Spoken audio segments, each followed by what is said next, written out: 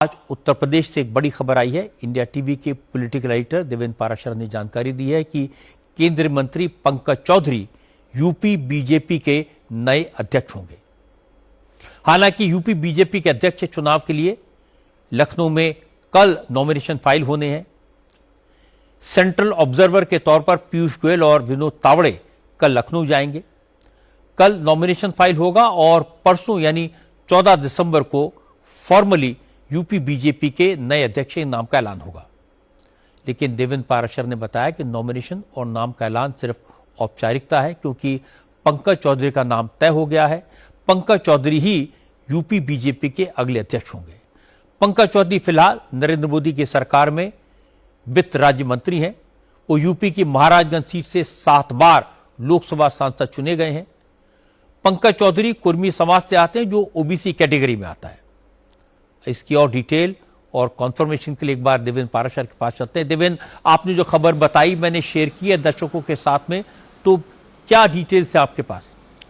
और अजय जी, 2027 का क्योंकि विधानसभा का चुनाव होना है, तो अभी बीजेपी के जो प्रदेश अध्यक्ष यूपी के होंगे, उन्हीं के नेतृत्व में पार्टी अगला विधानसभा चुनाव लड़ने जाएगी। तो उस कंडीशन में पार्टी के टॉप लीडरशिप ने यह फैसला किया कि ओबीसी फेस के साथ जाना है। और ओबीसी फेस में भी कुर्मी कम्युनिटी के पंकज चौधरी के नाम को तय किया गया। तकरीबन 4% की आबादी है कुर्मी कम्युनिटी की। और पिछले लोकसभा चुनाव में जिसमें उत्तर प्रदेश में बीजेपी को अच्छी सफलता हासिल नहीं हुई, उसमें एक बड़ा फैक्टर ये भी था कि तकरीबन 4% आबादी वाले कुर्मी वोटर्स बीजेपी से छिटक गए थे। तो वो पार्टी की एक चिंता थी और उस लिहाज से पंकज चौधरी, जो कि उसी कम्युनिटी से आते हैं, उनका चयन किया गया। अगर उनके करियर की अगर बात कर लें तो गोरखपुर में डिप्टी मेयर रहे हैं, पहले काउंसलर बने थे, फिर डिप्टी मेयर, और उसके बाद 91, 96, 98, 2004 और फिर 2014, 19, 24 से सभी लोकसभा चुनाव जीत चुके हैं। तो चुनाव जीतने का उनके पास एक लंबा अनुभव है। हाँ, ये जरूर था कि सांगठनिक अनुभव नहीं है, लेकिन क्योंकि चुनाव जीतने का अच्छा खासा अनुभव है और दूसरी चीज़ कुछ कम्युनिटी से आते हैं और कार्यकर्ता हों या फिर उत्तर प्रदेश बीजेपी के नेता, उनके साथ इनके ताल्लुकात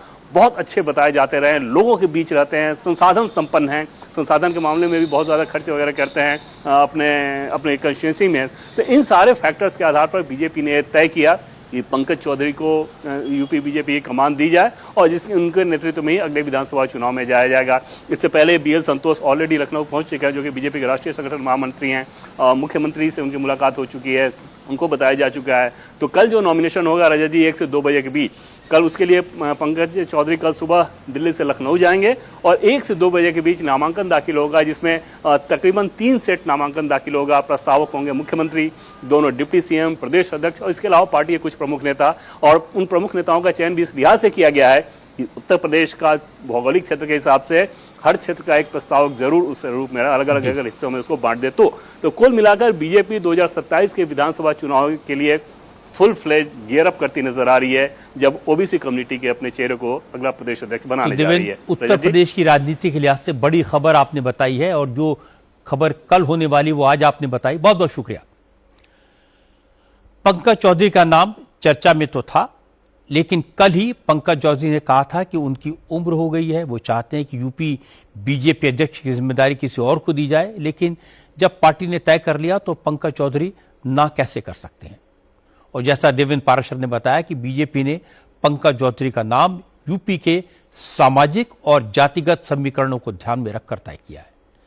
क्योंकि अखिलेश यादव PDA का नारा लगाते हैं, पंकज चौधरी का नाम अखिलेश की इस रणनीति का करारा जवाब होगा। और दूसरी बात यह कि पंकज चौधरी कुर्मी जाति से हैं, पिछड़े वर्ग के नेता हैं।